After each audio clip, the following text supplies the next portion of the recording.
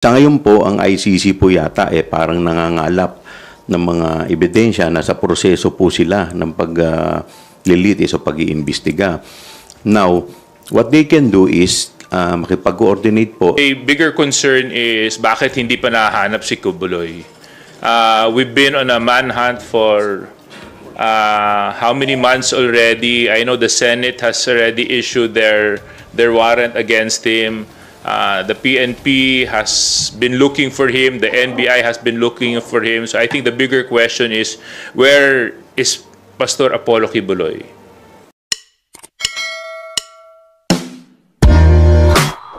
Good morning po, Kongs.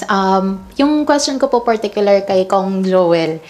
Pero the rest po can chime in po later. Kong Joel, yesterday po meron kayo nirelease na statement na kumbaga ang para pong sinasabi po ninyo doon, ang CHR at ang ating judiciary, meron naman po pala talagang mandato para makipagtulungan po sa ICC regarding their investigation doon po sa war on drugs. Pwede niyo po bang i-explain sa amin ano po yung mandato na yun? Meron po kayong binanggit na RA 9851 and kung sakali po na hindi po sa masunod, ano po ba yung magiging implication po sa atin? Maraming salamat po. Unang-una po sa lahat, ang Commission on Human Rights, it is an independent body. Hindi po to under ng Office of the President, hindi po to under ng Legislative Department. Kaya sila po may mandato para mag-imbestiga nang sa tingin po nila ay meron pong paglabag, lalong-lalo na po sa karapatang pantao. Kaya ko po ito nasabi dahil po marami pong issue na sa ngayon po ang ICC po yata parang nangangalap ng mga ebidensya na sa proseso po sila ng paglilitis o pag-iimbestiga. Now, what they can do is makipag-coordinate po dito sa Commission on Human Rights at yung Commission on Human Rights mismo po pwede silang asistehan o tulungan. Doon naman po sa sa Republic Act 9851, ito po sa batas na to, ito po yung parang binibigyan din po ng mandato ang ating korte para maglitis po ng mga crimes against humanity, crimes against yung mga war crimes, kung ano po yung mga nililitis po ng ICC. Ang pinagkaiba lamang po dito po sa Republic Act 9851, ang binibigyan po ng poder o original and exclusive jurisdiction para maglitis ay ang Regional Trial Court. Subalit, nakalagay din po dito sa batas na to na kung sakasakali na meron ng nagaganap na paglilitis, po pwede pong hindi litisin ng ating korte. At yung International Court ay re-respetuhin po. At ang magiging trabaho po ng ating gobyerno ay i-turn over yung tao o akusado na nililitis ayon po sa treaty o agreement, international agreement na napagkasunduan ng dalawang bansa. Ngayon, ang tanong po, nag-withdraw na po tayo. Sinasabi po dyan, isa po sa mga issue, nag-withdraw na po tayo. Pero dapat po isipin po natin, noong pong November 1, 2011, ang nililitis po kasi November 1, 2011 hanggang March 16, 2019. Mga crimes na nakumit po noong mga panahon pong to. Ngayon, kung sakasakali naman po na magkaroon po ng desisyon ang nasabing ICC, we have to remember na tayo po ay meron pong agreement sa UN.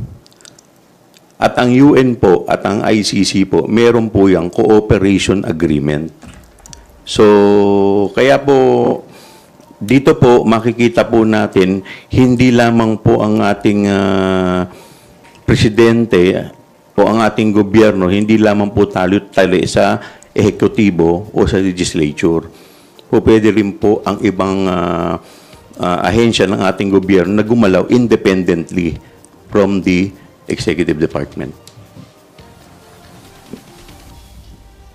So kung sakali po yung sinasabi po ninyo na yung agreement po between the Philippines and the UN, meron po ba tayong magiging sanction nun? Magiging problema po kasi niyan, sa akin po nakikita, tayo po ay kasama po tayo sa United Nations eh. So, siyempre, willing po ba tayo na i-risk yung ating relasyon dito po sa United Nations? Siyempre, medyo yung mga foreign relationship po natin dapat iniingatan din po natin. Thank you po. Other topic lang po, hingi lang din po ko ulit ng reaction po or comment from the other representatives po. Regarding po dun sa awaiting na lang po ng decision from the SC kung pahihintulutan po nila na mailipat na po yung pagdinig po dun sa mga kaso ni Pastor Apollo Kibuloy from Davao City to Pasig City. Ano po ba yung magiging implication nun? Mas mapapadali po ba yung pagdinig? Thank you po. With regard to the recommendation of the Office of the Court Administrator asking for the approval from the Supreme Court whether or not to approve the change of venue of the Pastor Abolo case. Generally kasi, ang isang kaso ay ipinafile doon po sa lugar kung saan nangyari ang isang krimen. No? So these human traffic violations took place in Davao City, and of course, ang mga biktima po dito ay hindi naman mga ordinaryong tao.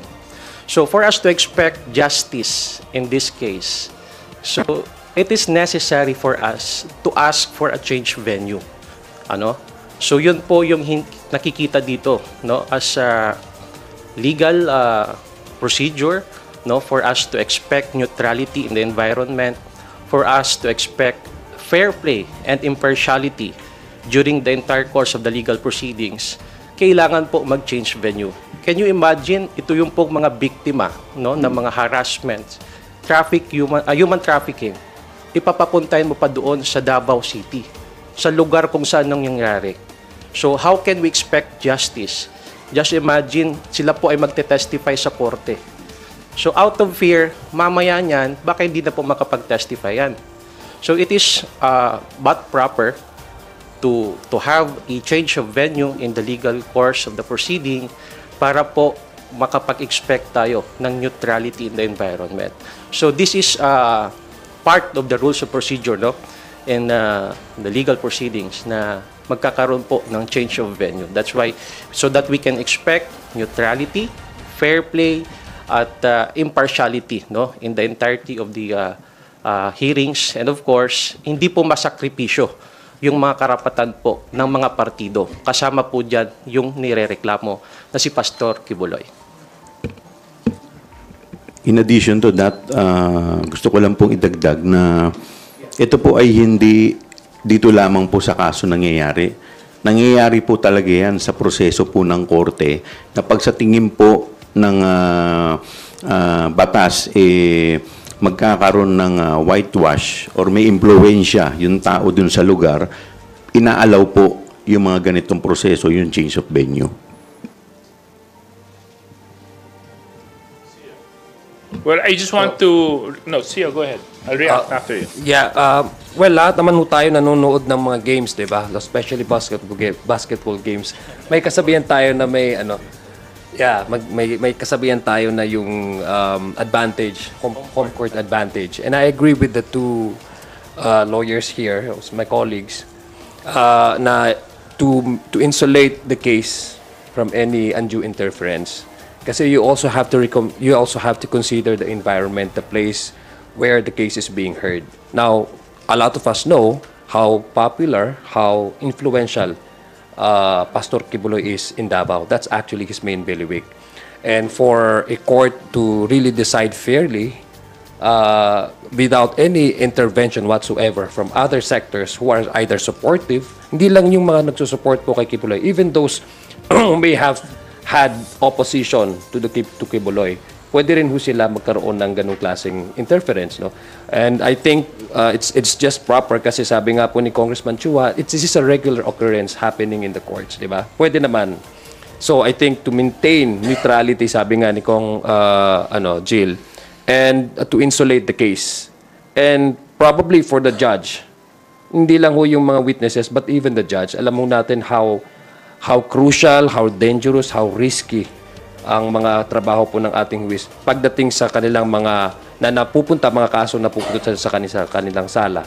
And also for their own security, I think it's better for the case to be expeditiously decided on, free from intervention, undue intervention, interference, and to insulate the case from further creating atmosphere of uncertainty within Davao City, because dun po talaga yung heighten yung tension ng mga tao, kasi dun po yung bailiwick talaga ni Pastor Kibuloy.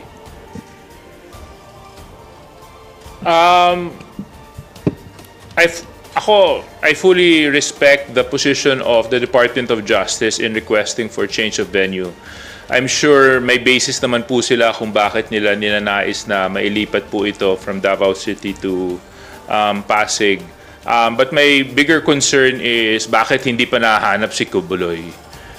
We've been on a manhunt for how many months already. I know the Senate has already issued their warrant against him. The PNP has been looking for him. The NBI has been looking for him. So I think the bigger question is, where is Pastor Apollo Kibuloy? I think that's the bigger question that we need to ask. Dahil isang pagpapakita po ito na unang-una hindi niya nirerespeto yung mga institusyon ng ating pamahalaan.